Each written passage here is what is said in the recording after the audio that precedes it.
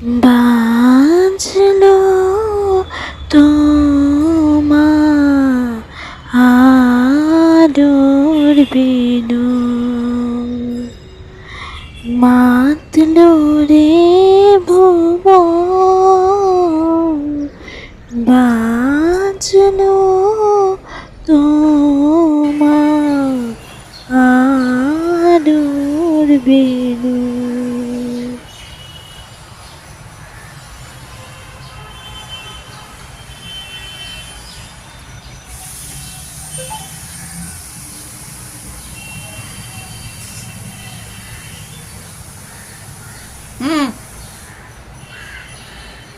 নমস্কার বন্ধুরা, শুভ মহালয়া। মহালয়া যদিও চলে গেছে, তারপরেও তোমাদের সবাইকে জানাই শারদীয়ার আগাম প্রীতি ও শুভেচ্ছা আমার মনের জানলার পক্ষ থেকে। তো দেখতেই পাচ্ছ, আজকে আমি বসে গেছি পুজো শপিংয়ে আর একটা ব্লগ নিয়ে। তো এই পুজো শপিংটা একটু ইউনিক। তোমাদের বলেছিলাম আমার কোকোরাজার না একটাও জামা পাওয়া যায়নি। মা দুর্গা ঠিক শুনে নিয়েছে। আর এই যে দেখো কোকোরাজার জামা, ছোট্ট জামা, কি সুন্দর না? আর একটা জিনিস, সেদিনকে এসেছিল মহালয়ার দিন, কিন্তু আমি না দেখাতে পারিনি। হ্যাঁ, এই যে তার শিরচ্ছেদ হয়ে গেছে। এতটাই পছন্দ হয়েছে, যদি আমার হাতটা একটু বেঁচেছে তার জন্য কিছুদিনের জন্য। এইটা ছিল এই, আবার আওয়াজ একটা ছিল জানো তো, সেটাকে পিপি পিপি করে কোথায় যে আওয়াজ চলে গেছে। এটা খুব পছন্দের খেলনা হয়েছে একটা। আর এই হাড্ডি আর এটা এখন আওয়াজ আছে। আমার কোকোরও পুজো বাজার হয়েছে। আর এই পুজো বার্ষিকী, জীবনটা যখন থমকে গেছে তখন ভাবলাম আর পুজো বার্ষিকী বোধহয় পাবো না। ছোটবেলার পুজোর স্মৃতি মানেই ছিল এই পুজো বার্ষিকী, আনন্দলোক, আনন্দমেলা, সানন্দা, নবকল্লোল। কিন্তু মা যতদিন আছে ততদিন আমি আমার জীবনকে থমকে যেতে দেবে না। তাই জন্য এবারেও মনে করে এই কষ্টের শরীর নিয়ে, আমার মায়ের শরীরটা খুব খারাপ জানো তো, কষ্ট শরীর নিয়ে মা গেছে, গিয়ে আমার জন্য পুজো বার্ষিকী কিনে এনেছে। সানন্দা, আনন্দলোক, মাতৃশক্তি, আরও একটা আসবে।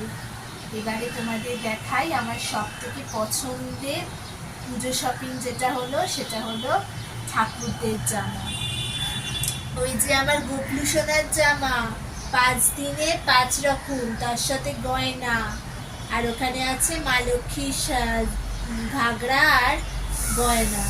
এখানে আছে গণেশজি, সাই বাবা, লোকনাথ বাবার জামা, গয়না, পাগড়ি।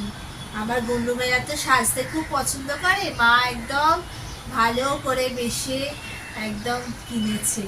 আর এখানে আছে রাধাকৃষ্ণের জামা, মা ভবতারিণীর জামা। জানোই তো আমার বাড়িতে মা ভবতারিণী লীলা, কিন্তু তার লীলার কাছে আমার যে কেন এরকম হলো, যাকে সেসব কথা আজকে আর মন খারাপের কথা নয়। আর এটা হলো মা দুর্গার জামা।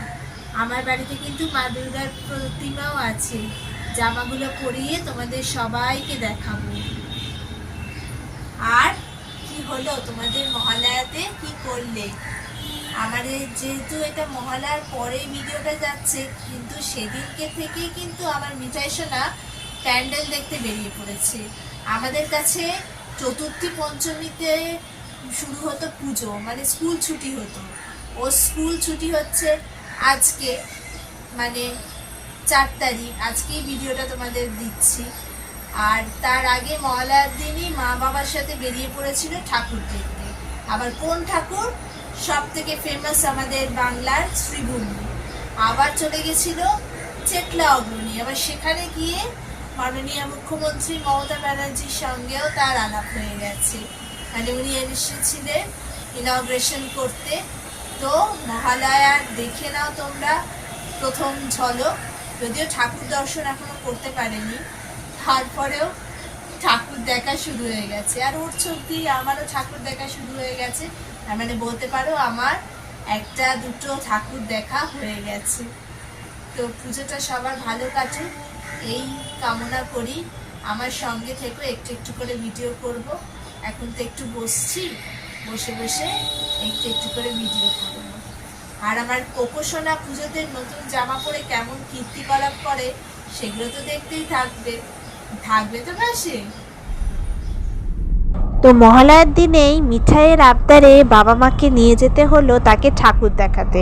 অবশ্য উদ্যোক্তাটা আমি, তার কারণ আগের দিনই দেখেছি ফোনে মুখ্যমন্ত্রী শ্রীভূমি ওপেন করে দিয়েছে, আর শ্রীভূমিতে পরে যা ভিড় হয় দেখা যাবে না, তাই জন্য বাবা মার সাথে মহালয়ার দিনেই মিঠাই গেল শ্রীভূমি দেখতে। আর সঙ্গে সঙ্গে আমিও দেখতে পেলাম। টিভিতে দেখা যায়, কিন্তু তারপরেও সামনাসামনি এরকম ছবিতে দেখলে কতটাই না ভালো লাগে। কি সুন্দর তিরুপতির বালাজির মন্দির করেছে শ্রীভূমি। আর ওই দেখো চেতলা অগ্রণীতে কার দেখা পেয়ে গেল মিঠাই। মিঠাই জানো তো মুখ্যমন্ত্রীকে আম্মু বলে, ছোট্ট থেকে দেখলেই মমতা ব্যানার্জিকে আম্মু বলে। আর এই পুজো শুরু হয়ে গেল, সঙ্গে সঙ্গে মিঠাইয়ের সঙ্গে আমারও ঠাকুর দেখা শুরু হয়ে গেল। আর এই একটু পোজ দিয়ে ছবি না তুললে কি আর ঠাকুর দেখা কমপ্লিট হয়? তাই মা মেয়ে মিলে দারুণ পোজ দিয়ে তোমাদের জন্য আর আমার জন্য ছবি তুলে নিল। কেমন হয়েছে নতুন জামাগুলো কমেন্টে বলো কিন্তু। টাটা।